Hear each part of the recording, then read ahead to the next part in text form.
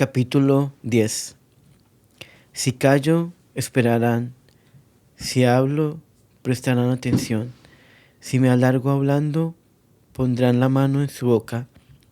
Sabiduría 8:12. Pasé a Santo Domingo. Mi salida de Fredonia fue un verdadero tormento por el dolor que manifestaron mis discípulas, pero salí convencida de que la semilla daría sus frutos. El último adiós de mis alumnas fue una promesa de ser de Dios siempre. Después he sabido que la mayor parte de ellas lo ha cumplido fielmente. Llegué a Santo Domingo y, como en Amalfi y en Fredonia, emprendí trabajos con un hermoso número de alumnas inteligentes y ávidas de estudiar. Esa sociedad recibió muy bien a la nueva maestra y, como era de cultura especial y en general una sociedad muy cristiana, me llenaron de atenciones. Aquellas alumnas ya bastante adelantadas reclamaban mayor esfuerzo de mi parte. Lo hice con mucho gusto y ellas correspondieron a él. Puede decirse que enseñaba como en una escuela normal y mi empeño de hacerlas adelantar fue muy bien correspondido. ¿Cómo consideraba la injusticia? No tuve en aquella población oposición de ninguna clase. Fue como un paréntesis en la serie de oposiciones y persecuciones que he sufrido. No crea, reverendo padre, que cuando hablo de guerras y persecuciones, creo que todas hayan sido por la justicia y que me crea incluida en los venturosos mortales a quienes ha caído en suerte la octava bienaventuranza. ¿Cuántas veces, sin advertirlo, habré dado motivo para que la persecución sea justa? Menos delante de Dios lo ha sido, porque he sido ingrata con Él hasta no poderlo pensar.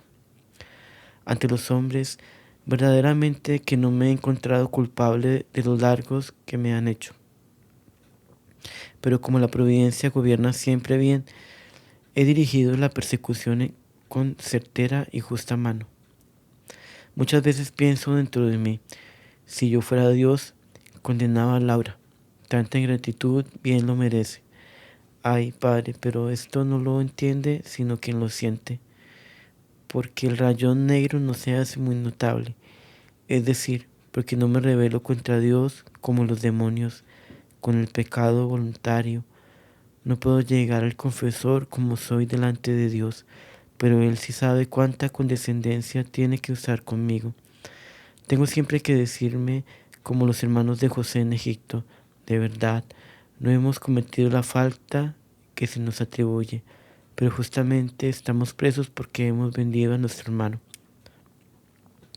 Así a mí me han perseguido por faltas que no he tenido por actos en sí buenos, que más bien merecían aplausos, pero justamente me viene la persecución por la ingratitud con Dios. A las gracias que Él me ha concedido se debe una correspondencia proporcionada y como no la ha habido, amorosamente Dios me cobra un poco siquiera con la persecución. A los mundanos se les ocurrirá que esto es falsa humildad, pero Dios mío, es la pura verdad. ¿Cuántas veces pensando en esta casi infinita ingratitud y miseria propia que merece el desprecio de todos, si la pudieran conocer, he querido medir la misericordia de Dios y me he perdido en ella? Un día, llorando esta situación de mi alma, en un arranque de agradecimiento le dije a Dios: si vuestra misericordia fuera un punto menos que infinita, ¿qué hiciera yo? No pudiera mi alma ni un rayo de esperanza. Esta frase la he convertido en ejaculatoria favorita que me sale del fondo del alma. Los hombres me persiguen precisamente porque no tienen misericordia infinita. Nada menos que una misericordia infinita es necesaria para mi miseria casi infinita. Si fuera capaz de algo infinito, eso sería mi miseria. No sé si llego con estas frases a dar una idea de lo que mi alma siente a este respecto. Apostolado en los campos. Aparte del trabajo en la escuela, me impuse en Santo Domingo la tarea de establecer catecismos en los campos. Cada sábado, asociada a una amiga, me iba a un campo y debajo de un árbol, en una casita, reunía a los niños que había recogido de paso y les enseñaba, no tanto el catecismo como la devoción. Les hablaba de Dios del modo más sencillo para ser entendida. Les refería a manera de meditación un pasaje del Santo Evangelio y luego les enseñaba la doctrina. Como llevaba regalitos, los niños se aficionaron pronto a aquello, de modo que a la vez siguiente ya los encontraba reunidos. Les tocaba poco porque los campos eran muchos y no disponía sino de los sábados a mediodía y a veces de los domingos. Como entonces no había escuelas en los campos, aquello se hacía muy preciso. Algunas veces iba a varias leguas de distancia, de modo que los catecismos abarcaban un radio respetable. En esto quizás podrá verse el principio de mi vocación misionera. Sin embargo, los infieles no formaban todavía mi principal dolor, solo en mis oraciones entraban como de paso. Punucenito. Había en el pueblo un limpiador de patios a quien ocupaba frecuentemente en esto. Era muy piadoso y estimado de todos. Se llamaba Punucenito. Yo me encargaba conversando con él porque era aficionado a todo lo de Dios. Un día me dijo que era cansado con Resura y que como estaba loca le demandaba muchos gastos. Le manifesté deseos de conocerla y me prometió llevarme a verla un día que estuviera calmada. Así fue. Un sábado se apareció diciéndome que debía llevarme aquel día porque le había comenzado el sueño a Resura y agregó: es que cuando a ella le viene el sueño, yo quedo libre para trabajar. Duerme 8 o más días seguidos, pero cuando despierta no puedo salir porque me tumba la casa. Me fui con él por una manga o pradito. Me hizo saltar una gran chamba. ¿Por qué me lleva por aquí?, le dije. Porque si entramos por la puerta se me cae la casa. Y me señaló un rancho sostenido por un buen número de puntales, rancho que yo había creído siempre abandonado y junto del cual no me había atrevido a pasar por miedo de que se me cayera encima. ¿Y allí vive usted?, le pregunté. Sí, me respondió, pero entrando por aquí, porque si se abre la puerta que da a la calle se me cae el rancho. Me resolví a saltar la chamba y me llevó por detrás de la casa, no sin peligro, porque había de remover muchos puntales para abrirse paso. Dentro del rancho había tantos puntales que apenas quedaba puesto para un fogón y la camita en donde estaba Resura, hecha un bulto que no se parecía a una mujer ni a nada humano. ¿No le da miedo que este rancho se le venga encima?, le dije a Punucenito. No, me respondió. Dios me lo sostiene porque yo vivo de Dios solo. ¿Y cómo hace usted para trabajar cuando Resura está despierta? Entonces no trabajo, me dijo. ¿Y qué come?, le repuse. Lo que Dios me da, me contestó. ¿Y cómo se lo da?, le pregunté. De muchos modos. Y si no, oiga. Un día no tenía nada en la casa y como a la 1 de la mañana empezó Resura a llorar pidiéndome mazamorra. Como no tenía maíz ni nada, me le hice dormido. Pero sus lamentos eran tan tristes que llorando le dije a Dios: «Vos, Señor, que hiciste a Resura, dame que darle», y me puse a guardar, haciéndome el dormido, para que ella no me tumbara el rancho, porque con hambre se pone muy brava, y si yo no me muevo, se está quieta. Como a las 4 de la mañana comencé a oír unos golpes como si le dieran a la puerta de dentro con un palo. Temblé porque dije: si Resura no me tumba la casa, estos golpes, que cada vez se hacían más fuertes, sí me la tumban. Y resolví levantarme.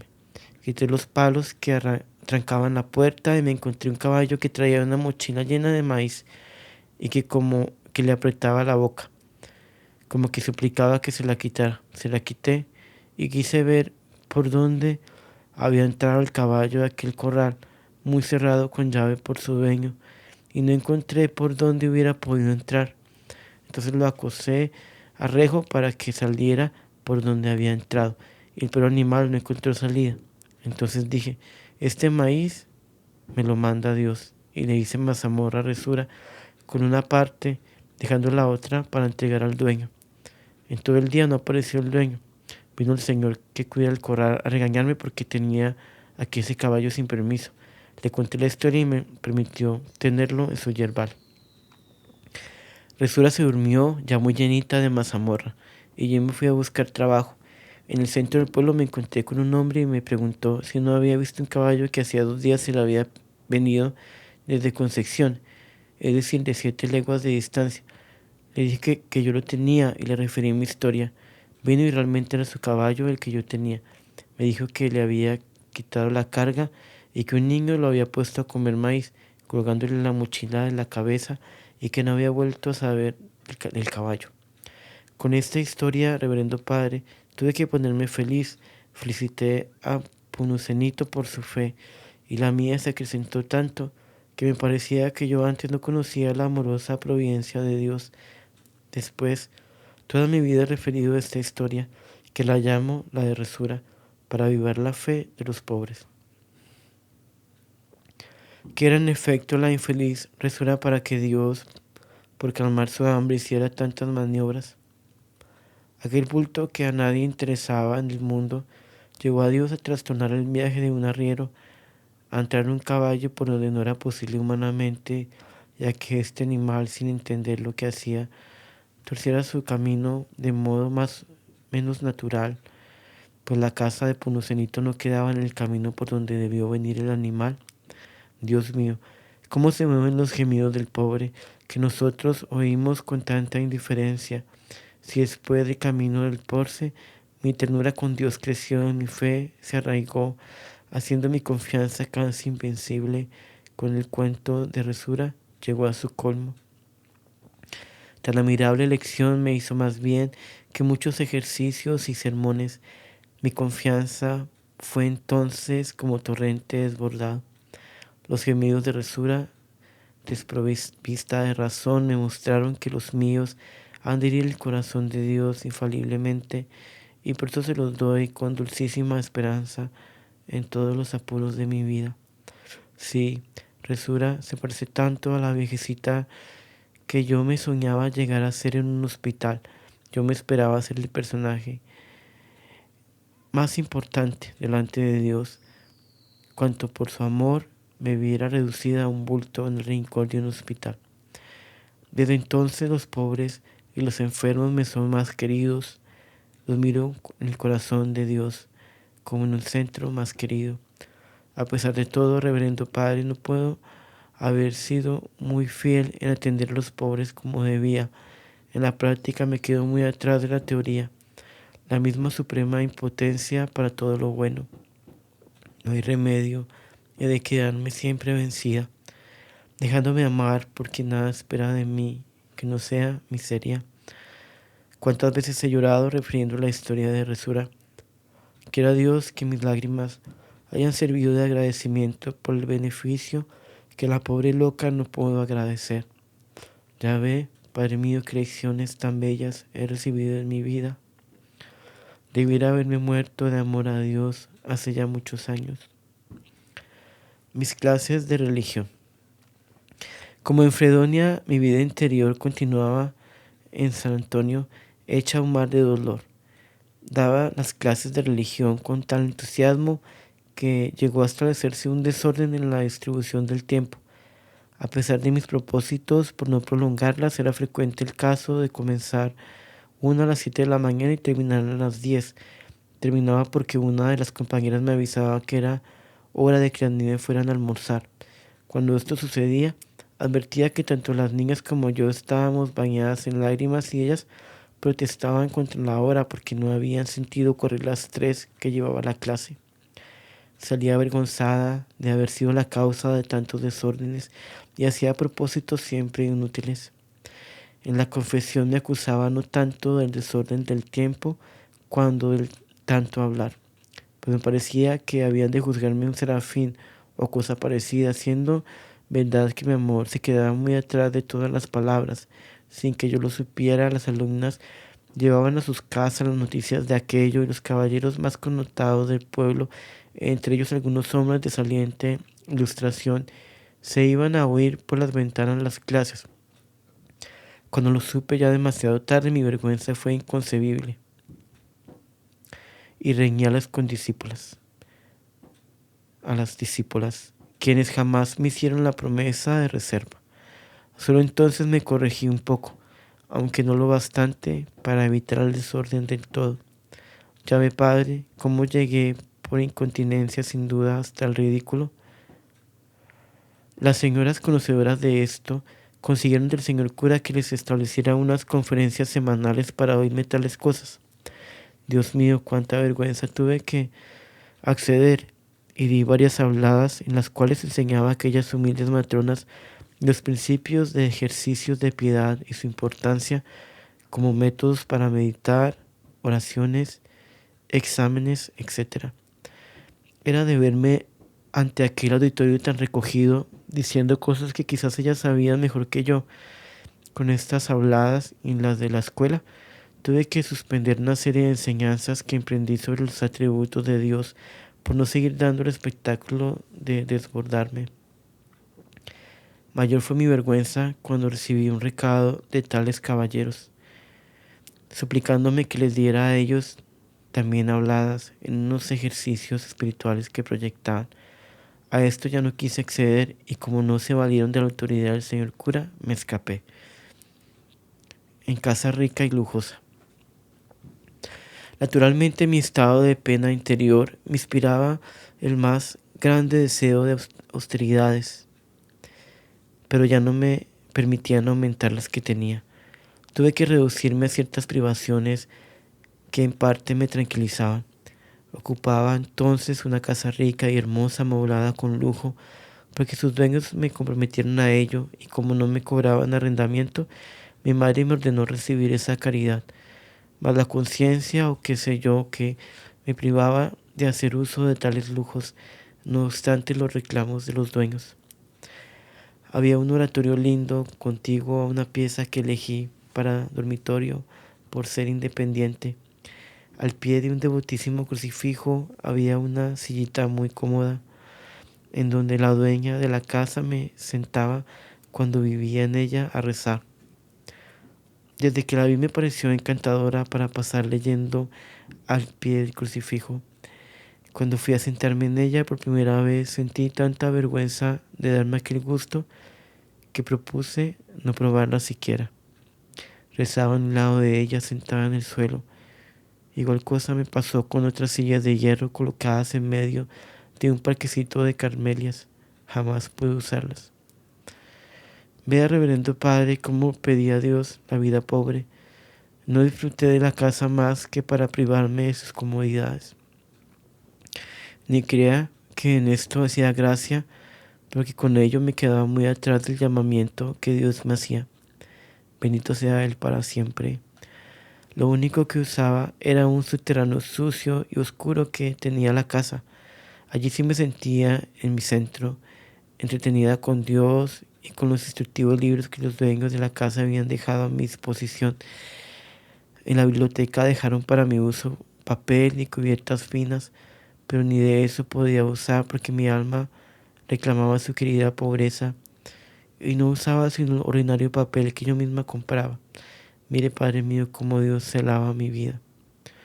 Con tales gracias y llamamientos debía yo ser una de las mejores servidoras de Dios, ¿no es verdad?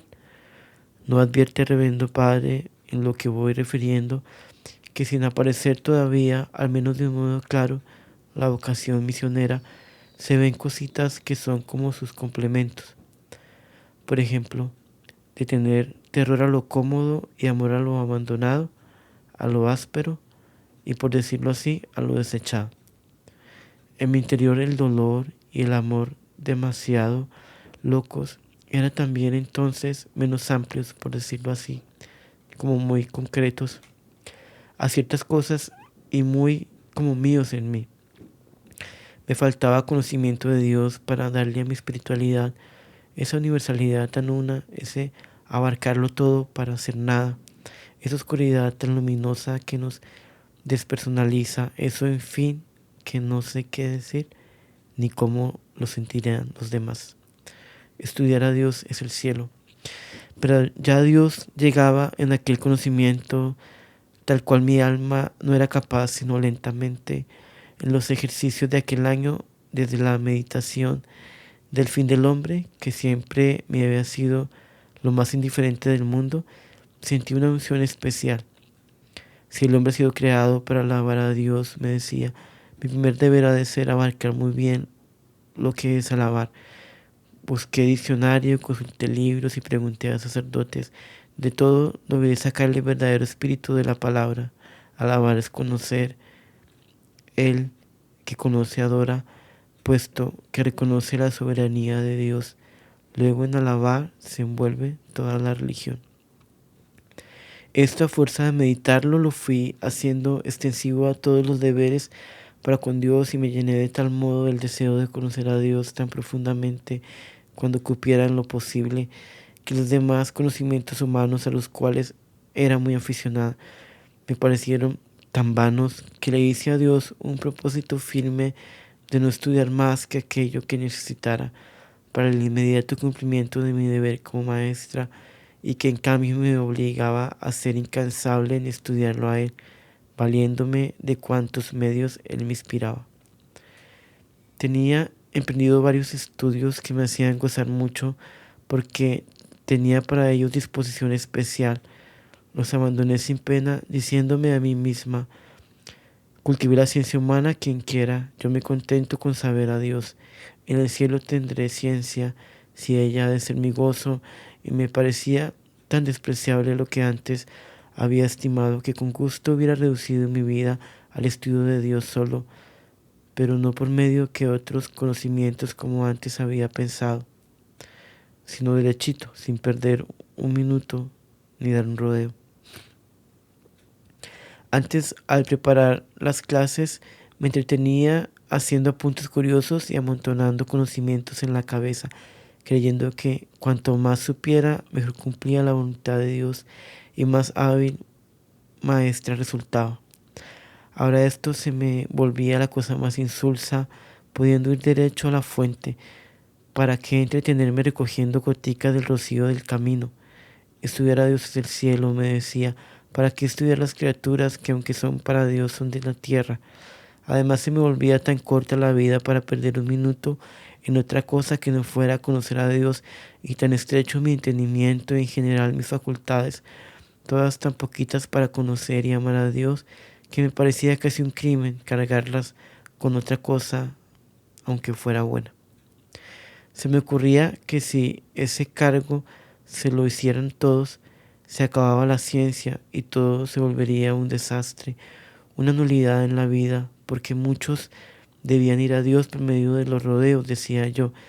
Me respondía siempre lo mismo: háganlo otros, yo me voy derechito, yo no voy a dejarme enredar en la tierra por nada. Dios sabrá conservar su mundo como quiera, yo miré a Él con este conocimiento de su ser que entra en su adorable voluntad. Con estas reflexiones me sentía como descargada y libre de algo que me parecía detenerme en una especie de avaricia o de ambición horribles. Avaricia porque quería conservarme entera, completamente entera, para esto de conocer y amar a Dios. Servirle de otro modo no entraba entonces en mi programa. Me parecía mucho despilfarro de mi ser ocupar cualquier facultad o gastar cualquier esfuerzo en algo que no fuera directamente a conocer y amar a Dios. No quería ni verlo, esas ansias se me reservaban para más tarde. Era como una bala de cañón que iba derechita al ser de Dios. Así me figuraba que debía ser por lo menos. Vivía y participaba de la vida de la familia como porque Dios lo quería, pero sin ocupar nada, absolutamente nada, ni en gustar, ni en pensar nada de eso. Era descuidada de mi persona y solo a la obediencia le prestaba atención. En fin, nadie podría darse idea de esto sin haberlo sentido. Una absoluta desocupez, perdóneme esa palabra, de mi ser o en mi ser, para darle lugar a Dios. Esto sí me parece que era una gran necesidad. ¿Cómo hacer el vacío absoluto en mí para que en este vacío echar a Dios? Ay, Padre mío, así sentirán todos, y si no sienten así, ¿cómo vivirán? A mí todo lo que no fuera Dios me sabía como si estuviera chupando un ovillo de hilo. No me podía gastar en nada porque me necesitaba para Dios. Más tarde desapareció hasta eso. Dios mío, ¿cómo vas llevando las almas? Pues como iba diciendo, abandoné todos los estudios y hasta mirar un periódico me causaba remordimiento y me concentré a estudiar a Dios. En primer lugar me dirigí a los sacerdotes amigos a que me indicaran obras que enseñaran cuánto de Dios sabían los hombres. Riéndose pues bien, veían que no había de entenderlo todo. Me hacían listas de libros útiles para lo que me proponía. El primero que pude conseguir fue Hermosura de Dios y su amabilidad, por el padre Neidenberg. Para que se vea mi ansia, referiré cómo lo conseguí. Me enrolé entre la gente que iba a un entierro por hacer algo por el muerto, y así entré en una casa rica. En la misma capilla fúnebre tenían sobre una mesa ese libro. Se me ocurrió que podía Dios ponerme allí el que necesitaba. Le dije a la compañera con todo disimulo, viera si podía leer el título en el lomo del libro. Yo hice lo mismo y entre las dos logramos leer, pues quedábamos distantes. Hermosura de Dios. ¿Qué más quería yo? Apenas salí del entierro me fui a las librerías a buscarlo. No lo había, pero me dijeron que el último ejemplar lo había comprado el seminario. Sin ir a la casa, fui al seminario y lo conseguí prestado. Cerca de 2 años me estuve leyéndolo y gozándolo, por decirlo así, porque leía despacio y a veces pocas líneas, para darle campo al afecto que despertaba en mi alma. Sobre todo, unos gozos de los atributos de Dios me sacaban de casillas, como suele decirse, y me ponían loca. Esto, reverendo padre, que llamo locura, será lo que llaman embriaguez espiritual. Sobre todo, con la vida divina, tuve un día una terrible que me hizo lanzar gritos locos. Por fortuna, estaba solo en el huerto y nadie vio ni oyó aquel escándalo. Dios mío, ¿cómo entonces me pareció muerte cuando no eras tú? Vi con tan clara luz cómo solo Dios es vida y cómo los humanos no tenemos idea de lo que es vida y damos ese nombre a lo que es verdadera muerte. Vi cómo el tiempo es muerte y la eternidad vida. Vi cómo en Dios se contiene la vida tan plenamente, con un abarcar de muchos conceptos a la vez, que en mi asombro gritaba como ebria verdaderamente, viva mi Dios tan vivo, y lloraba con el dolor más violento. Luego volví a llamar a Dios diciéndole, Señor, la muerte llama a la vida. Si no vienes en mi apoyo, mi alma abandonando este cuerpo se irá tras de tu vida. ¿Qué será la mía si es que la muerte puede llegar a tener vida? En fin, le decía muchos disparates que de ninguna manera expresaban el dolor de mi alma ni los conceptos que me formé en aquel como relámpago de mi vida que el Señor de mi corazón me dio. Desde entonces, siempre que se habla de vida, tengo recelo de decir esta palabra en el sentido que le damos ordinariamente, en lo moral o en general en todas las fases que ella tiene. Por supuesto que jamás llegaré a decir lo que comprendí. La vida, Dios mío, lo que es vivir, ¿quién lo dirá? Sino el que conozca esa fuente perenne de vida que es tu ser infinito. Dios mío, el verbo organizar es el único verbo que se conjuga en la vida que de acá abajo. Todo va muriendo y cuando muere no pierde vida, porque lo que se le va es el germen de la muerte, no es la vida. La vida no está aquí. La muerte es la completa ausencia de la vida y lo que llamamos muerte no es eso, porque encierra otras agonías de las que aquí llamamos vida. La vida es la presencia de todo lo que en sí es. Yo no sé lo que entendí, ni continuaré bregando por expresarlo, porque temo decir algo que desvirtúe el concepto, más bien que expresarlo. De todos modos, desde entonces aprendí a estimar este acabarse de lo que llamamos vida, o mejor decir, este pasar del tiempo transformando las cosas para fijar al hombre en una posición eterna, en una plenitud, según la capacidad de su ser, pero siempre lo que constituye su vida entra en el ser de Dios. Desde aquel tiempo, reverendo Padre, tengo costumbre de, cuando diviso cimas de cordilleras, con la imaginación me subo a ellas y saltando de unas a otras, gozo gritando desde ellas, viva mi Dios tan vivo, viva mi vida tan viva. No sé por qué le he dedicado esas cimas a la vida de Dios, no me doy cuenta, pero Sí puedo asegurar que jamás las miro sin recordar aquella impresión y sin tener esa imaginación y gozo. Estas cosas serán simples boberías, pero ya sé que yo no puedo sino con simples boberías. La lectura de este libro del padre Nirenberg me hizo mucho bien y me encarriló para la lectura de otros sobre el mismo asunto. Estas lecturas llenaban los tiempos que antes daba al estudio y me llevaban como de la mano al mejor conocimiento de Dios.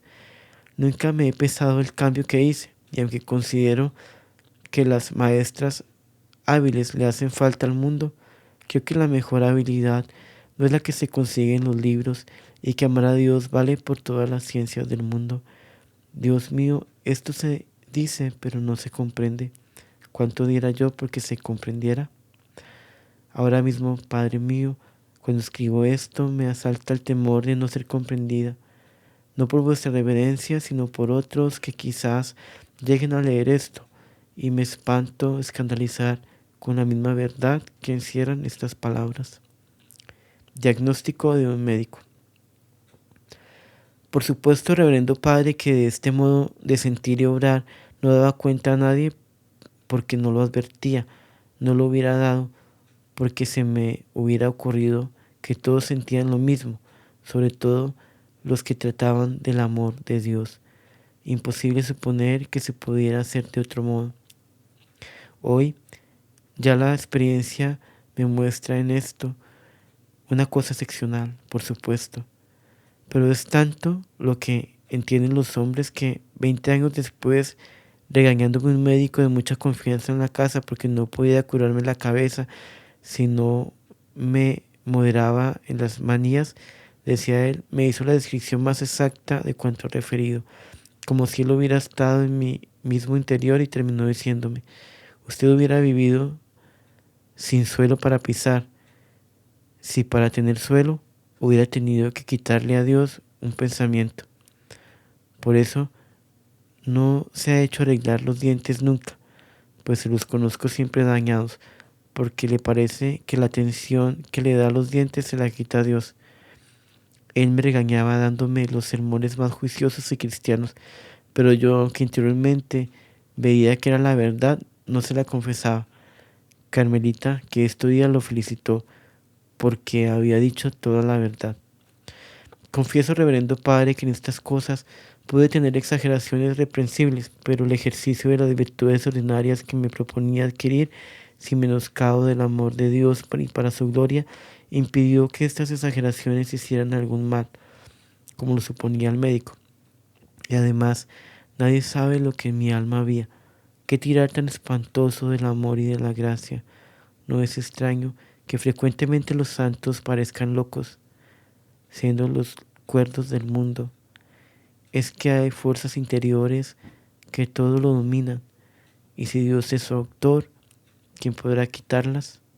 Dios mío, que cuando te pones por delante enloqueces de amor y cuando por detrás de ansias por verte.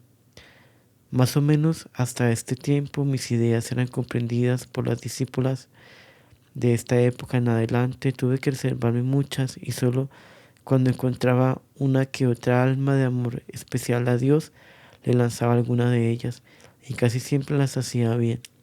Ya para hablarles a las discípulas, procuraba medir un poco lo que decía.